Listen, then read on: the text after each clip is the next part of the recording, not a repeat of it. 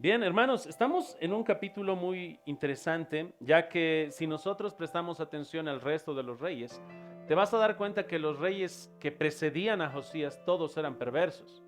En sí, creo que cada rey que tú ves casi es un motivo de depresión al ver la gran necesidad que tenía el pueblo, miseria que tenía el pueblo y pecado que tenía el pueblo.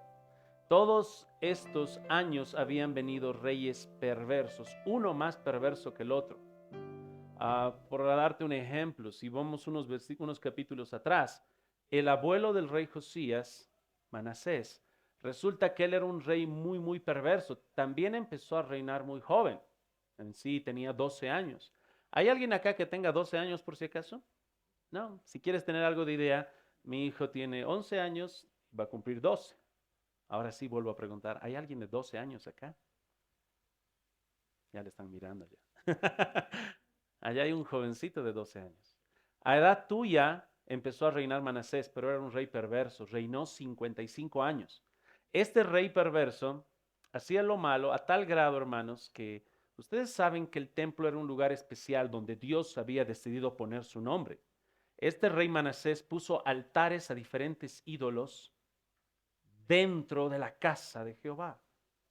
Dentro de la casa decidió poner altares a diferentes ídolos, Baales. Este hombre, Manasés, se había dedicado incluso a agüeros, adivinaciones, e hizo pasar a su hijo por fuego, o sea, lo quemó, con tal de tener ese conocimiento del futuro. ¿Quieres añadir más? ¿Qué cosas perversas hizo Manasés aparte de todo esto? Dice que llevó al mismo pueblo, como líder de la nación, a una corrupción que aún era mayor que de las naciones extranjeras. O sea, tienes al pueblo de Dios y ahora tienes otras naciones, pero Manasés se encargó de corromper al pueblo de Dios más que las otras naciones. ¿Cuántos años reinó? ¿Alguien se acuerda que dije?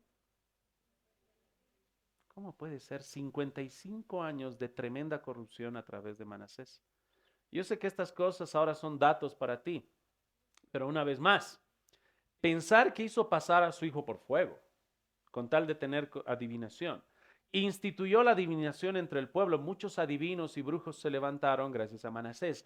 Después de que él murió, se levantó su hijo Amón. Amón reinó solo 2 años, porque sus siervos conspiraron contra Amón, lo mataron y el pueblo al enterarse que habían conspirado sus siervos, el pueblo se levantó, mató a estos conspiradores y pusieron al hijo de Amón que se llamaba Josías.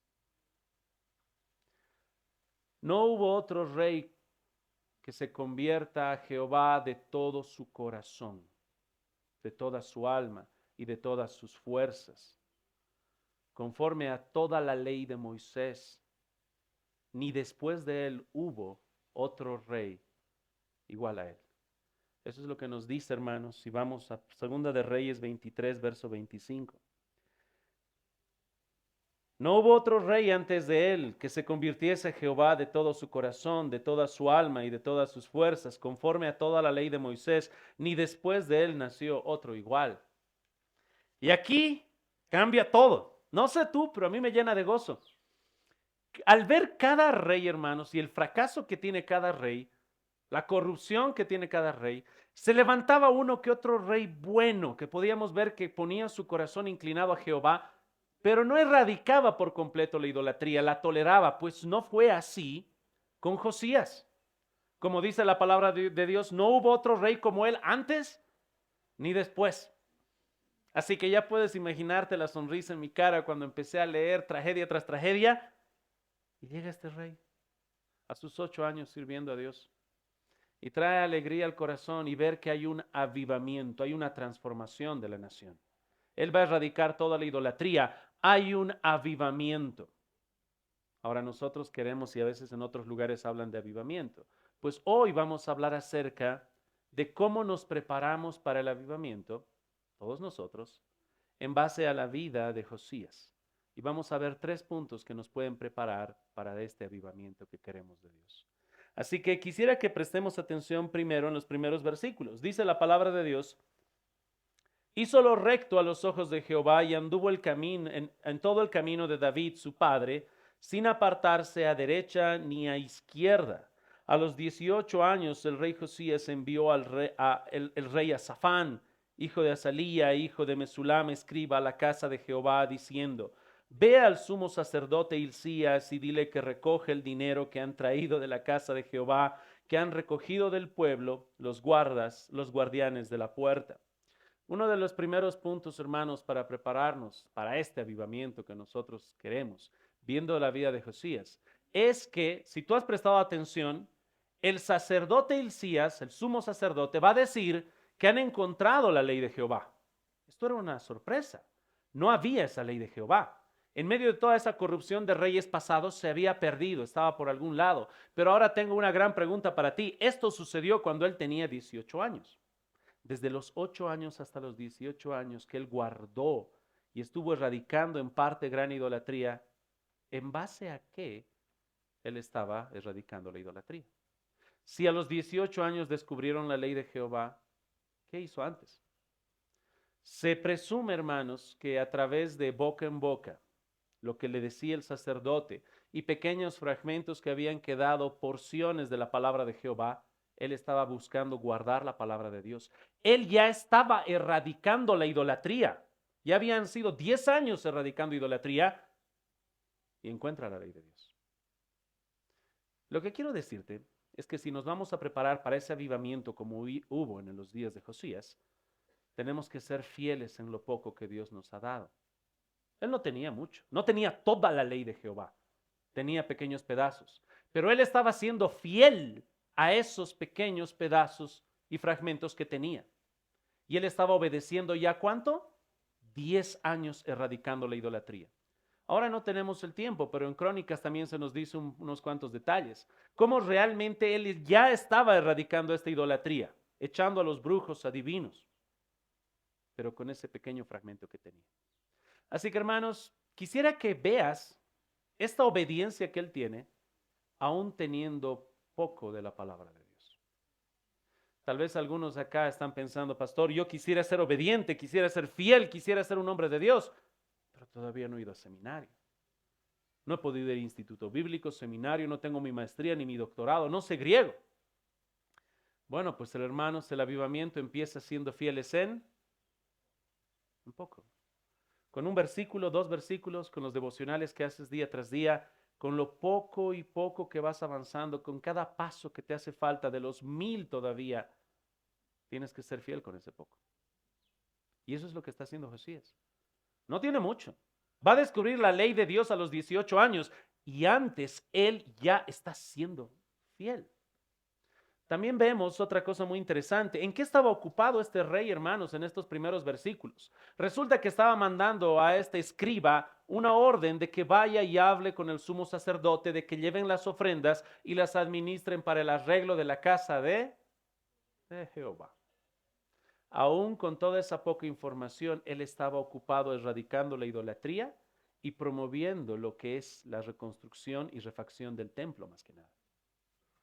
O sea, él estaba vinculado también, no solamente en ofrendar para el templo de Dios, sino también en motivar a otros para que puedan ofrendar y se pueda administrar correctamente esto dentro del templo de Dios. Este es un gran trabajo, hermanos. Él está activo en las cosas que todavía tiene conocimiento. Tiene mucha pasión. Es lo que hicieron muchos otros reyes también, viendo cómo está su casa. A ver, veo mi palacio y cómo está la casa de Jehová. No puede haber esa gran diferencia entre lo que yo tengo y la casa de Dios. Así que aquí estamos viéndole una vez más, fiel en las cosas que sabe y se le han entregado. Todavía no sabe mucho, le espera mucho para conocer, va a leer toda la ley de Jehová. Y está motivado e involucrado en las ofrendas, motivado en involucrar a otros también en el manejo de las ofrendas. Y si prestas atención, hay algo muy especial que dice más abajo, verso 7.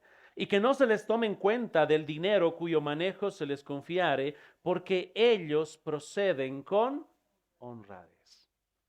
Así que él también estaba vinculado y reconocía y había puesto ciertos obreros que actuaban con honradez.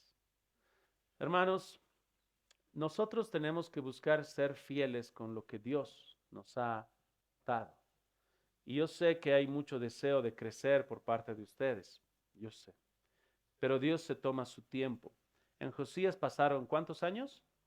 10 años. 10 años, hermanos. En el caso tuyo, yo no sé. Pero sé que Dios quiere las cosas con paciencia. Poco a poco, Él trabaja en tu carácter.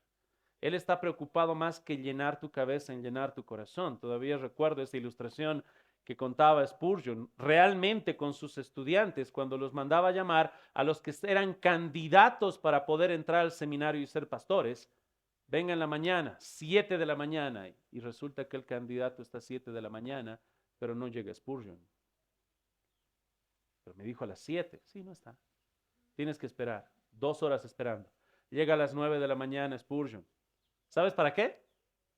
No, pastor, Spurgeon era un irresponsable. ¿Cómo va a llegar a las 9 si lo citó a las 7? No, él tenía planificado llegar a las 9. Y tenía planificado llamarlo a las 7. ¿Sabes por qué? Porque quería ver su carácter. Y llegó a las 9 y el otro enojado, resentido, amargado, aburrido. Y le dice, ¿y así quieres ser pastor? ¿Por 2 horas que se ha atrasado alguien? Y Spurgeon era más, tal vez como deberíamos ser nosotros, descalificado, punto. Pero por 2 horas, pero yo sé griego, descalificado. Careces de carácter. 2 horas me atrasé. Tal vez hablar, preguntar con mucho respeto, señor Spurgeon, ¿qué pasó? Cuénteme. Me dijo a las 7, son las 9, yo puedo comprender, tal vez pasó algo con su familia. No, no hubo eso. Muchacho amargado, descalificado. Así que Dios se ocupa más del carácter nuestro que simplemente de llenarnos la cabeza. 10 años pasaron. Y a veces, hermanos, nosotros tenemos esa tendencia. Tenemos que ser fieles en poco para que Dios nos ponga sobre mucho. Dice la palabra de Dios, Lucas capítulo 16, rápidamente, hermanos. Lucas 16, verso 10.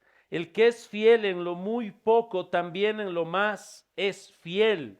Y el que en lo muy poco es injusto, también en lo más es injusto.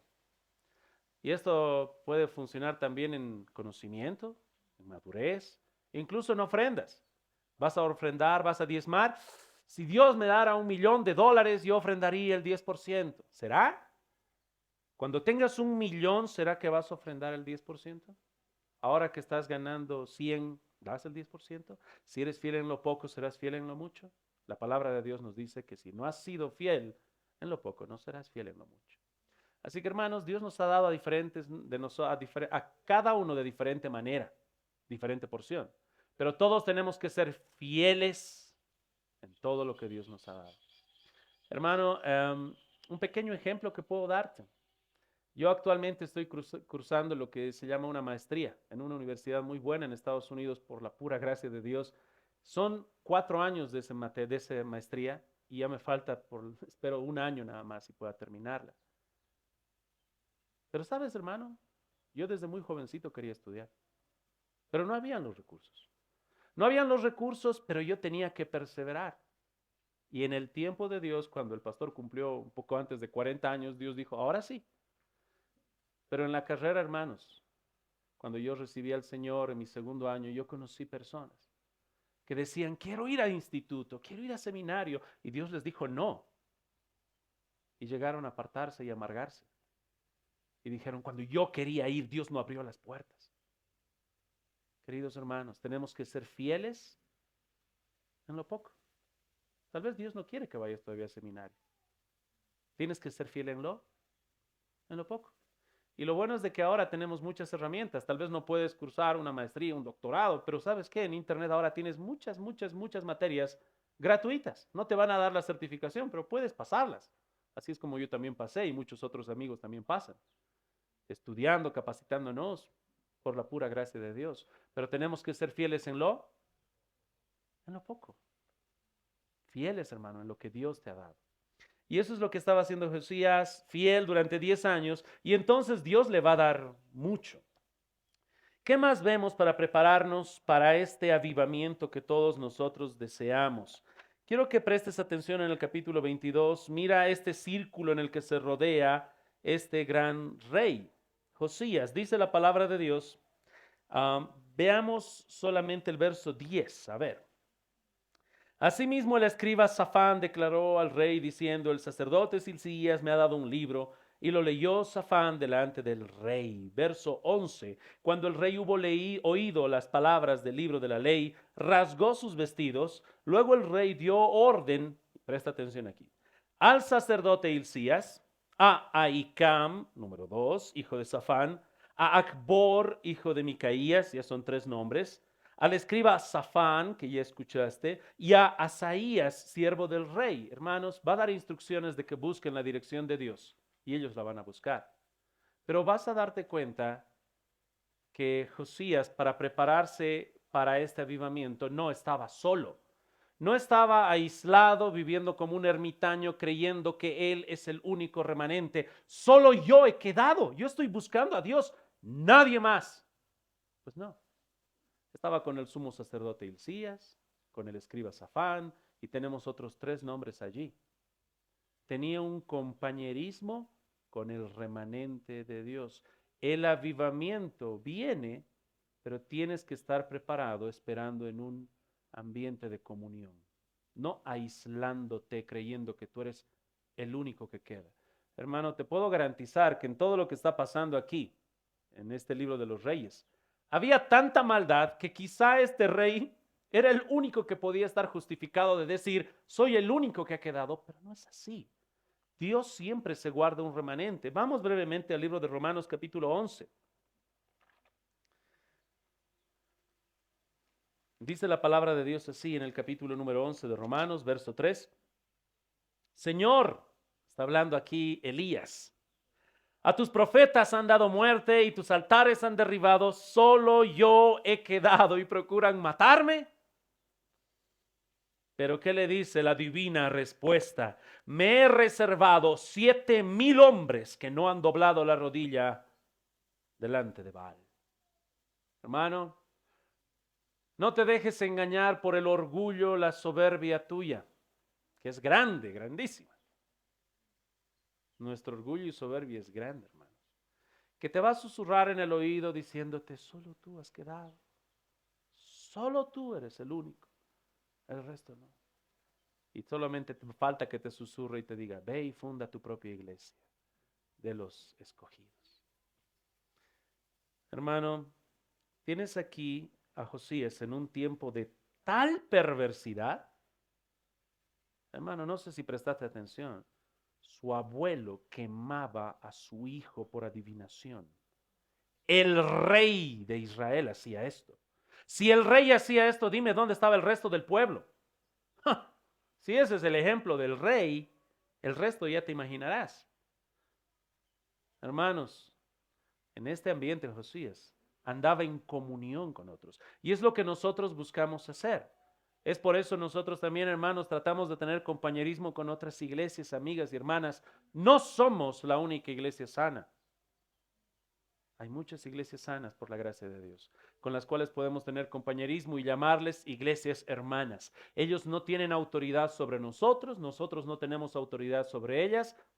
Somos iglesias hermanas para llamarnos la atención, para motivarnos y para poder crecer.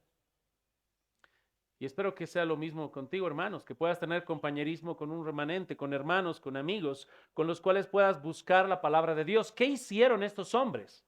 Hermanos, primero recuerda, cuando se encontró la ley de Jehová, el sumo sacerdote Hilcías dice que leyó la palabra a este escriba Safán. Se la leyó. Cuando hablamos de la ley, te estoy hablando prácticamente de los 5 primeros libros de la ley. Se tomó su tiempito. Y después de leerla, ¿qué hizo el escriba? El escriba Safán fue delante del rey. ¿Y qué hizo? Le leyó también la ley de Jehová. Ya estamos viendo un poquito del génesis de un avivamiento. Está centrado en la palabra de Dios. Pero hay hombres de Dios que están compartiendo esta palabra. Hay una pasión. El sumo sacerdote está viendo cómo Josías hace reformas sin tener toda la ley. Y ahora dice: y ahora aquí está la ley. Si sin tener la ley completa está haciendo estas reformas, ¿qué va a pasar cuando tenga toda la ley? Y este sumo sacerdote no decide esconderla, se la da al escriba. ¿Y el escriba qué hace? Tampoco decide esconderla, se la lee por completo. Es un compañerismo que hay entre estos hombres, hermanos, que puedan reunirse a leer la palabra de Dios. Yo sé que nos reunimos a muchas cosas, pero recuerda que hay poder en poder leer unos a otros la palabra de Dios. Quizá en un futuro hagamos esa dinámica. Para cada día de la semana, uno de los hermanos de la iglesia en el grupo va a subir un capítulo leído. Quiero escucharlo de tu voz. De verdad. El pasaje cuando decía que este rey Manasés pasaba por fuego a sus hijos, quiero escucharlo. Tal vez le toca a una hermana leer. ¿Cómo puede leer una madre esto? Con su bebé en su brazo. Que el rey Manasés pasó a sus hijos por el fuego para adivinación. Quiero que pueda leer un varón algunas palabras del rey. Y hermanos, esta lectura nos motiva unos a otros, nos anima. A mí me anima bastante. Así que hermanos, era un grupo piadoso, un remanente que había quedado. En sí, el sumo sacerdote Hilcías, su nombre significa mi porción es Jehová, que a veces nos dice un poco del carácter. Ahora, cuando alguien dice mi porción es Jehová, ¿qué quiere decir? Cuando había repartimiento de todas las tierras, resulta que había una tribu que no iba a recibir ninguna tierra. ¿Cuál era esa tribu? La tribu de Leví. Todos iban a recibir su terreno, repartición de herencia. Pero hay una tribu que no recibe nada. Pero estoy gravemente equivocado en lo que acabo de decir. No es de que no recibe nada, recibe lo mejor, porque ellos se les dice, Jehová será tu porción, yo seré tu heredad. Así que si se quedaban con la cara larga, a mí no me tocó terreno, Jehová es tu porción. Y era su gozo. Hilcías significa eso, Jehová es mi porción. ¿Cuánto cambiaría nuestras vidas si nosotros viviéramos de esa manera diciendo, Jehová es mi porción? ¿En qué sentido, pastor? En cualquier sentido. Más tarde vamos a recibir comida y te llega el pedazo más chiquitito. Y para mí, bueno, pues me sacrifiqué por una visita, mi porción es Jehová. Preferencias, siempre preferirnos unos a otros. Ver más allá de solamente tener lo material. Hilcías era el sumo sacerdote y es más, te comento algo, en la observación hay muchos detalles. En el libro de Jeremías se nos muestra que Jeremías fue llamado de muy jovencito. Señor, yo soy niño, no digas que eres niño. Yo te llamé y yo te envié. Y Jeremías era hijo de Hilcías. Uy, y se van armando las conexiones. ¿Acaso Jeremías? Sí, hermanos, Jeremías estaba en el tiempo de Josías. Así que vas viendo cómo este hombre tiene comunión y tiene compañerismo en este remanente. ¿Cuál es tu compañerismo, hermano? Quiero preguntarte, ¿dónde están? ¿Cuáles son aquellos nombres con los cuales tú te reúnes que son parte de este remanente para motivarte, para animarte? ¿Con quiénes? Pues hazlo, hermano. No pierdas el tiempo, porque así es como viene este avivamiento de Dios. No viene a llaneros solitarios por aquí o por allá, viene en una unidad, en un compañerismo. Les animo, hermanos, a que podamos hacer esto, a que puedas tú reunirte con otros hermanos. Fuera de las reuniones que tenemos los lunes, los martes, los jueves, los sábados, reúnense. Vamos a ver una película, pero antes de eso leeremos un pequeño pasaje de la Escritura, compartiremos algo, hay que divertirnos, hay que pasar tiempo con la palabra de Dios. Este compañerismo, hermano, es genuino y es lo que estamos buscando. Así que había primero, en el primer punto, eran fieles en lo poco, era fiel en lo poco y luego se le dio mucho. Luego andaba en compañerismo, en un compañerismo piadoso que le estaba preparando para más adelante. Y tercero, antes de que haya una transformación de toda la nación y un avivamiento general, todo comenzó en la intimidad del corazón de Josías. En el tercer punto quisiera mencionar que esta transformación personal es antes de una transformación pública. El avivamiento se trata de eso, de que todos empiezan a seguir a Jehová, amar a Jehová de todo su corazón. Miras a uno y dices, wow. Miras a otro y cómo sirve a Jehová, wow. ¿Cómo se hace todo esto público? Empieza en lo personal. ¿Dónde vemos esto? Si nosotros prestamos nuestra atención en el verso 11, dice así, luego que el rey dio la orden a Hilcías, a Hicam, verso 11, cuando el rey hubo oído las palabras del libro de la ley, rasgó sus... Hay cosas muy curiosas acá. En el momento que el rey ahora escucha la ley de Jehová, rasga sus vestidos. ¿Qué significa rasgar los vestidos? Si te lo tengo que ilustrar de alguna manera, está expresando externamente lo que ha sucedido en su corazón. Su corazón se quebrantó, se rasgó y él está rasgando sus vestidos porque sabe que el pueblo no cumplió la ley de Dios y lo que viene es juicio. Así que él está rasgando sus vestidos. Y esto, hermano, es algo muy importante porque él es el rey. ¿Con qué tipo de ropa anda el rey? Con una ropa real, pastor. Hermosa, bella. Y la rasgó toda. El rey Josías se humilló delante de Dios. Él va a estar rasgando sus vestidos. Y aparte de eso, más adelante se nos revelan detalles que solo Dios vio, porque aquí no dice. En este pequeño pasaje no se dice, pero cuando viene la voz de Jehová más abajo dice así. Verso 15. Y ella les dijo, así ha dicho Jehová, el Dios de Israel, decida al varón que os envió a mí. Así dijo Jehová, he aquí yo traigo sobre este lugar y sobre los que en él moran todo el mal de que habla este libro que ha leído el rey de Judá. Por cuanto me dejaron a mí y quemaron inciensos a dioses ajenos, provocándome a ira, con toda la obra de sus manos. Mi ira se ha encendido contra este lugar y no se apagará. Mas al rey de Judá que os he enviado para que preguntaseis a Jehová, diréis así. Así ha dicho Jehová, el Dios de Israel, por cuanto oísteis las palabras de este libro, y tu corazón se enterneció. Esto solamente lo sabe Dios. Y te humillaste delante de Jehová cuando oíste lo que yo he pronunciado contra este lugar y contra sus moradores, que vendrán a ser desolados y malditos. Y rasgaste tus vestidos. Y otro detalle que no se nos dice. Y lloraste en mi presencia. También yo te he oído, dice Jehová. Antes de la transformación pública hubo una transformación, ¿dónde? En el corazón de este hombre. Él recibió una transformación, cambió su corazón, se humilló, rasgó sus vestidos, se enterneció su corazón y lloró. Eso es lo que pasó dentro de su corazón. Esto es algo muy importante de marcar, hermanos. Son tantos detalles. Cuando hablamos de que él se humilló, él tuvo mucha humildad delante de Dios. Quisiera preguntarte y hacerte la dinámica. ¿Qué es humildad? ¿Qué es humildad? Humildad es una piedad divina en la cual la persona no se cree más de lo que es, tampoco se cree menos, porque el creerse menos también es muestra de orgullo. Sabe lo que es consciente de lo que es. Pero la humildad es muy curiosa. Quiero animarte a que hagas lo siguiente. Hermano, ¿tú eres humilde? Tiene una cualidad muy curiosa, que si tú te paras y me dices, pastor, soy humilde, la perdiste.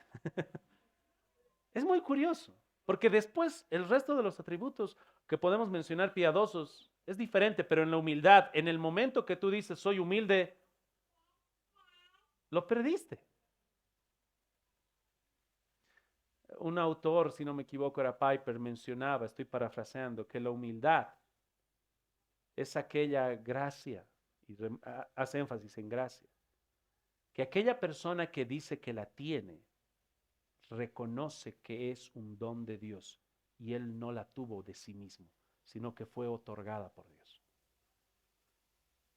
Aquella persona que la tiene, lo primero que hace es reconocer que no vino de él, fue un don de Dios. Este hombre, este rey, fue humilde, se humilló delante de Jehová, rasgó sus vestidos, enterneció su corazón.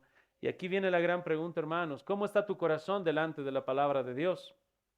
Les hablo a los hermanos de la Iglesia Bautista Reformada, Gracia y Verdad. Estamos en el mes de la Reforma. ¿Todavía se enternece tu corazón al leer la palabra de Dios? No solamente son datos. Solamente estudias la palabra de Dios y tu teología es como si tuvieras a Dios en una mesa de experimentos y le haces una autopsia y hablas de toda la soberanía de Dios, los atributos de Dios, teología propia, eclesiología y demás, pero hay muerte en tu vida. ¿Se enternece tu corazón? Cuando lees un pasaje de la gracia de Dios, ¿se alegra tu alma? ¿Lloras? ¿Te emocionas? ¿Estás enojado? Solamente es un dato más. Este rey lee la palabra de Dios y viene temor de Jehová en su vida. Rasga sus vestidos y sabe que hay furia por parte de Dios. Este pueblo ha vivido en maldición, es maldito. ¿Qué haremos? ¿Qué haremos? Llama a estos 5 hombres, busquen el consejo de Dios. ¿Qué quiere Dios? Y halla la respuesta de Dios. Y Dios es tan generoso que le dice a este rey que va a venir todo este juicio, pero tú morirás en paz. Pero va a venir este juicio. Hermanos, el tercer punto que quería mencionar era esto. Este cambio tiene que haber primero en nuestro corazón, de manera privada. A veces se decía esto, el carácter es algo que tú realmente eres. La fama es lo que otros piensan de ti. ¿Quién eres tú? Pero quién eres genuinamente es tu carácter, y eso solo lo sabe Dios y lo sabes tú. En la intimidad de tu corazón, en tu casa, mañana en la mañana, el resto de la semana. Y eso es lo que está buscando Dios, esa intimidad, no solamente aquí.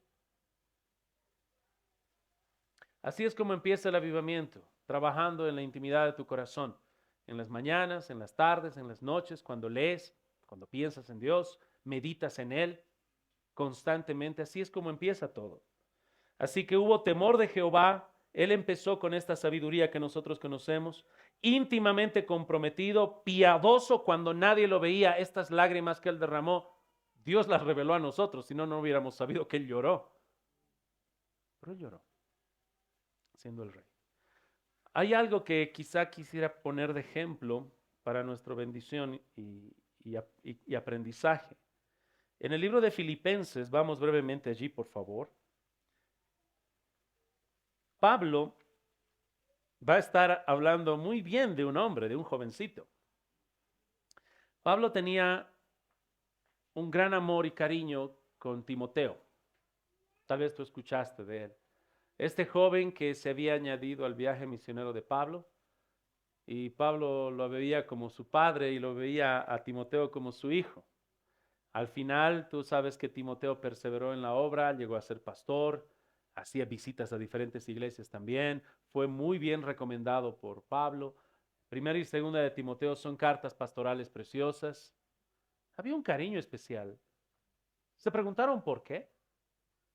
¿Qué vio en Timoteo? ¿Será que Timoteo, tú lo veías predicar aquí? Uf, la voz que tenía, la mirada que tenía, la presencia que tenía.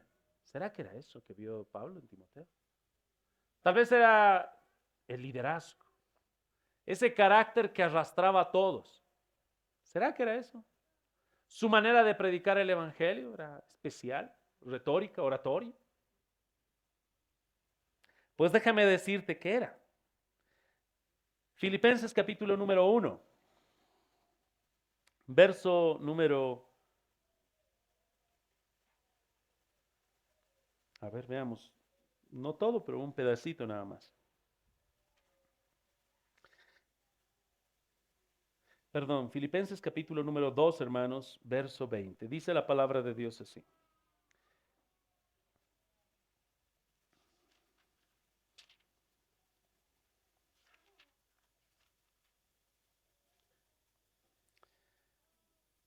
Pues a ninguno tengo del mismo ánimo, dice, está hablando de Timoteo, pues a ninguno tengo del mismo ánimo, y que tan sinceramente se interese por vosotros. ¿Dónde hemos escuchado esto antes? A ver, yo les voy a enviar a Timoteo. Quiero enviarles a ustedes a Timoteo. Se los voy a enviar. Y dice, pues a ninguno tengo del mismo ánimo, que tan sinceramente se interese por vosotros. Comparemos esto con el capítulo 1 ahora recién. Dice la palabra de Dios en el capítulo número 1, verso 16. Los unos anuncian a Cristo por contención, no sinceramente, pensando añadir aflicción a mis prisiones. O sea, aquí tienes un grupo que anunciaba a Cristo, predicaba de Cristo, tenía la retórica, el mismo mensaje del Evangelio, pero predicaban a Cristo por contención, por competencia. Ahora el mensaje de Timoteo era el mismo mensaje, el mismo Evangelio, pero Timoteo lo compartía, como dice, que se interesa por vosotros sinceramente. Los otros no era sinceramente. Timoteo era sinceramente. Lo que diferenciaba esto era el corazón. O sea, vamos a tratar de ser más prácticos, hermanos. Cuando alguien hace algún bien en tu vida, ¿por qué lo hace? ¿Qué quiere? Yo creo que para las chicas es fácil. Cuando un muchacho te dice, no te vayas sola, yo te acompaño. Sospechoso. Pero no, yo te lo pago el taxi, ven. Y para que el taxi no, tal vez yo te acompaño en el taxi. Está bien, gracias. Sospechoso. Espero que lo digas. Yo diría eso a mi hija, ¿no? Mi hijita, mucho cuidado. ¿Quién te quiere llevar? ¿Por qué se preocupa por ti? ¿Por qué te visita el que te visita? ¿Por qué te llama y te pregunta cómo estás? ¿Será que lo hace sinceramente o algo quiere de ti? ¿Sabes lo que dice acá el texto de Timoteo? Él se preocupaba por los hermanos sinceramente. No estaba buscando nada de ti. No estaba buscando que le prestes algo. No estaba buscando que más adelante le pagues algo. Lo hacía de corazón sincero. Iba y genuinamente se preocupaba sin buscar algo a cambio, como Cristo. Y eso era lo más especial de este joven. No era su retórica, su liderazgo, su carisma, lo que muchas veces muchos buscan. Lo que él estaba buscando es que este joven se preocupe por la iglesia de Cristo sinceramente. Y por eso era especial. Esta es una de las razones. Pero esto es algo en lo íntimo de su corazón que se manifiesta con el tiempo y que Pablo lo vio y lo valoraba. Era una intencionalidad de amor por la iglesia genuina sin buscar nada a cambio. Hermanos, volvamos ahora a Segunda de Reyes, capítulo número 22. Y aquí tienes un rey que en lo más íntimo de su corazón, cuando nadie lo ve, está enternecido su corazón, está llorando delante de Dios. Hermano, espero que tu corazón pueda enternecerse, pueda tener un corazón sincero, puedas tener esa parte interna que solamente Dios puede proveer y que cuando estudies la palabra de Dios tu corazón pueda estar respondiendo genuinamente, que tú seas transformado por la palabra de Dios, así como lo fue Josías. Para terminar, hermanos, solamente recordarles entonces, para que haya este avivamiento basado en la palabra de Dios, porque se encontró la ley de Jehová, se la leyó al rey, el rey más adelante va a leer toda esta ley al pueblo, capítulo 23, verso 1. Entonces el rey mandó a reunir con él a todos los ancianos de Judá y Jerusalén, verso 2, y subió el rey a la casa de Jehová con todos los varones de Judá, con todos los moradores de Jerusalén, con los sacerdotes y profetas y con todo el pueblo, desde el más chico hasta el más grande. Y el rey, hermanos, el rey, y leyó, oyéndolo ellos, todas las palabras del libro del pacto que había sido hallado en la casa de Jehová. Todo este avivamiento que hubo, hermanos, basado en la palabra de Dios, fue precedido antes por estos 3 puntos que te acabo de mencionar. Fue fiel en lo poco, andaba en compañerismo de ese remanente. Y hermanos, finalmente hubo una transformación primero en él, en su corazón, antes de que haya una transformación en todos. Y es así como viene este avivamiento, hermanos, este avivamiento centrado en la palabra de Dios. Y quisiera terminar con algo, hermanos. Ya que hemos visto cómo es precedido y al final se basa en la palabra de Dios, yo quisiera preguntarte, ¿dónde se originó genuinamente todo este avivamiento? Ya sabemos que es en la palabra de Dios. Ahí es donde empieza a explotar lo que es esta expansión de avivamiento. Pero todo comenzó con un varón llamado Josías, que había nacido, y dice la palabra de Dios, que él temió a Jehová. Y como él no hubo antes ni después, que genuinamente se haya quebrantado delante de Dios y haya servido a Dios con todo su corazón y con todas sus fuerzas. Esto, hermanos, se originó porque Dios le dio nacimiento a este hombre. Es curioso pensar, si su abuelo era perverso y su padre era perverso, ¿no era más probable que este muchacho también sea perverso?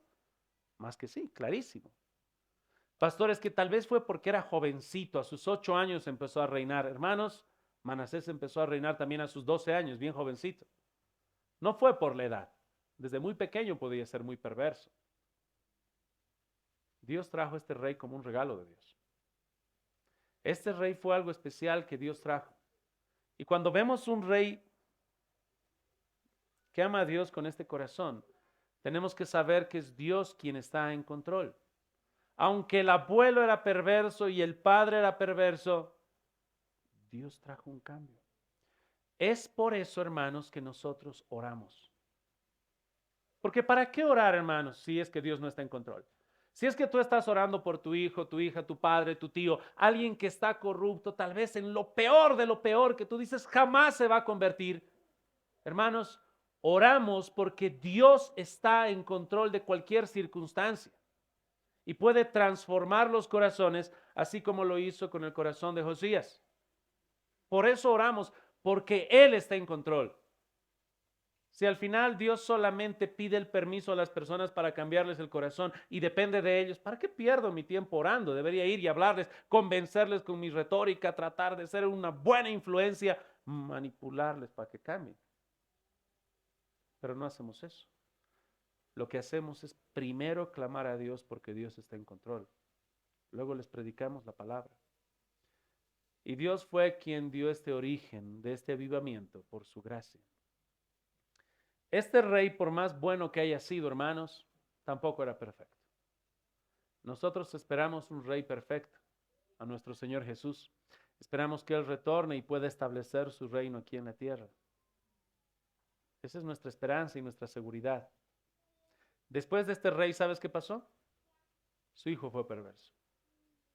Su nieto fue perverso. Y luego vino la deportación.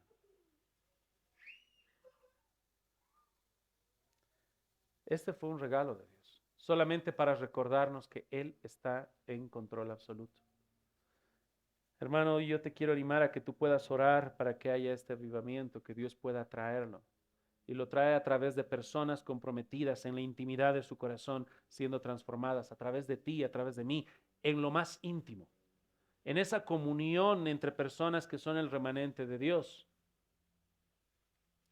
Quisiera, hermanos, que esto pueda avanzar así. ¿Por qué? Y hay una gran urgencia aquí. ¿Recuerdas ese versículo que te leí o te traté de memorizar al principio? En el capítulo 23, verso 25. ¿Qué dice? Una vez más vamos. Segunda de Reyes 23, verso 25. No hubo otro rey antes de él que se convirtiese Jehová de todo su corazón, de toda su alma y de todas sus fuerzas, conforme a toda la ley de Moisés, ni después de él nació otro igual. Estamos ahora cambiando de tema, hermanos. Teníamos que llevar sólido gloria. Hoy estamos hablando de avivamiento, porque en el mes de la Reforma lo que estamos recordando es que hubo un avivamiento también en la Reforma. Se levantó Martín Lutero, clavó sus 95 tesis y empezó la discusión con respecto a las indulgencias, la salvación, sola escritura, sola fide. ¿Dónde se originó todo esto? Dios. Y personas en la intimidad de su corazón, en lo más íntimo, transformando sus vidas, y empieza a transmitirse la palabra de Dios. Por eso también sola escritura, ¿recuerdas? La base era la palabra de Dios. Y en este avivamiento que vemos ahora en el verso 25, no hubo otro rey antes de él que se convirtiese a Jehová de todo su corazón, de toda su alma, de todas sus fuerzas, conforme a toda la ley de Moisés, ni después de él nació otro igual. Pero presten atención en el siguiente versículo y con esto acabamos. Acabamos de leer este gran avivamiento que a través de este rey, verso 26, con todo eso, Jehová no desistió del ardor con que su gran ira se había encendido contra Judá por todas las provocaciones con que Manasés le había irritado. Hermanos, a pesar de todo este gran avivamiento, Dios tenía determinado un juicio. Me trae gran complacencia, dijo Jehová, lo del rey. Nadie me ha servido como él, ni antes ni después de él. ¿Ves la gracia de Dios? ¿Cómo levanta este rey? Hay reformas, hay transformación. Su gracia, pura gracia. Y con esa gracia tan hermosa que nos dan este versículo, con todo eso Jehová seguía determinado y va a haber juicio. Van a ser eliminados. Va a haber gran lamento. Va a haber un juicio tan terrible que el mismo que lo vea va a estar escandalizado de lo que sucede.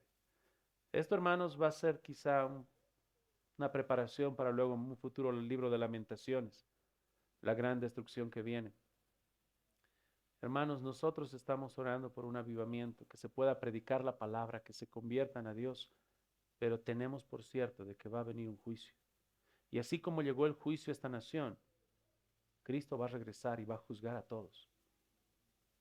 Y aquí van a estar los que creyeron en Él, entrarán a la vida eterna, y los que no creyeron estarán en este otro grupo, y recibirán aquello que ellos decidieron, que fue aborrecer a Dios, y recibirán su pago de condenación eterna.